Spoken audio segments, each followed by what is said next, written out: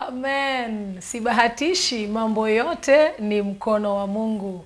Akitoweka hewani ni Malkia Rose Muhando. Naamini ya kwamba sote tumebarikiwa na wimbo huo, na amenifanya kukumbuka kile kisa ambacho nimesema leo lazima nitashare na wewe, lazima nitashiriki na wewe, ili kwamba na wewe uniambie unakiona vipi. Manake kwa kawaida tunaambiwa amini Mungu kwa uponyaji, amini Mungu kwa kitu fulani, si ndio? Sasa kidogo mimi jana nikawa nina maswali kwa sababu ya ndugu yangu ambaye nilikutana na yeye.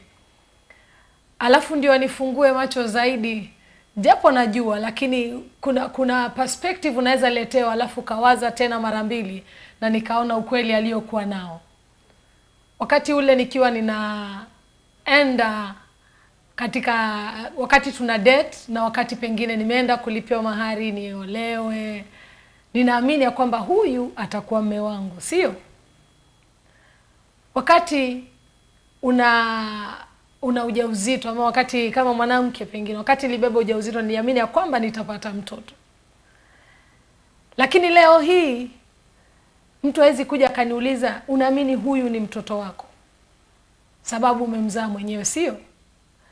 Wakati una mume, wakati harusi imeshafanyika na sasa umeolewa ama umeoa, huwezi ulizwa tena unaamini ya kwamba una mke. Sasa jambo hilo mimi likawa linanipa kutafakari. Kwa hivyo yeye akawa ananiambia haamini kwamba Mungu anaweza mponya, anaamini yeye anapona kwa sababu ako na Mungu. Na akieleza hivi ni kwa sababu akanionyesha picha zake za alivyokuwa mgonjwa, na madaktari walikuwa washasema washaambia jamii jitayarisheni, na hata yeye akaambiwa, maana alisema msinifiche, niambieni ukweli. Akaambiwa kwamba wewe kweli tumejaribu tulivyoweza. Akawaambia asanteni kwa kuniambia ukweli, lakini huo ni ukweli wenu.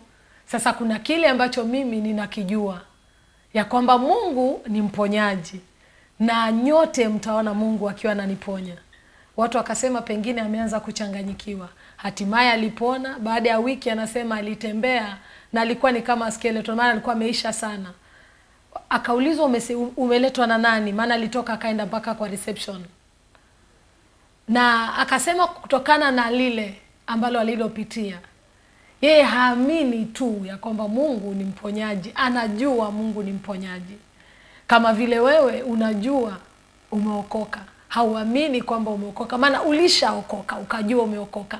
Hivyo ndivyo inavyopasa tujue ya kwamba tunaweza tukapona na tuendee uponyaji. Vitu vikiwa ndani ya nyumba yako, unajua tu it's just a matter of accessing. So uponyaji is just a matter of accessing. Whatever that you need from God is just a matter of accessing it. Ilinipa kuwaza sana. Wakati naendelea kumshangaa kaniambia, hizi ni 10,000 uko nazo, umezishikilia. Alafu nije nikuulize, unaamini una 10,000? Sasa kaniambia kuna vitu ambavyo ni tuamini kwavyo, lakini si hiki ambacho Mungu ameshatupatia. Sijui wewe utanishauri vipi ama utaniambia vipi, lakini ndivyo ilivyokuwa kisa hicho, na kikanipa kuwaza na kuwaza zaidi. Basi kipindi ni Request Hour, nisikuchokeshe na maneno. Kipindi chetu ni cha Request Hour hiki, na nabarikiwa maana Request Hour ni Request Hour kwa sababu yako mtazamaji.